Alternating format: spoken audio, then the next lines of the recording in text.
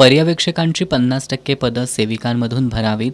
प्रधानमंत्री मातृवंदना योजनेचं अतिरिक्त काम देऊ नये. FRS चेहरा ओळख प्रणाली आणि पोषण ट्रॅकर ॲप तातडीनं रद्द करावं. आजारपणासाठीची रजा लागू करावी यासह अंगणवाडी कर्मचाऱ्यांच्या विविध मागण्या शासन दरबारी प्रलंबित आहेत.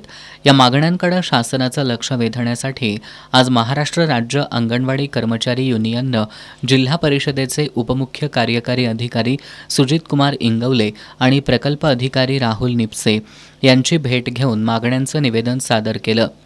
युनियनचे जिल्हाध्यक्ष सतीशचंद्र कांबळे यांनी या मागण्यांबाबत 15 दिवसात निर्णय झाला नाही तर तालुका स्तरावर धरणं आंदोलन, जिल्हा परिषदेसमोर मोर्चा, वर्क टू रूल आणि राज्यव्यापी आंदोलन करण्याचा इशारा दिला. जिल्ह्यातील अंगणवाडी कर्मचाऱ्यांनी 10 डिसेंबर रोजी नागपूरमधील हिवाळी अधिवेशनावेळी काढण्यात येणाऱ्या मोर्चात सहभागी व्हावं असं आवाहन जिल्हा सचिव शुभांगी पाटील यांनी केलं.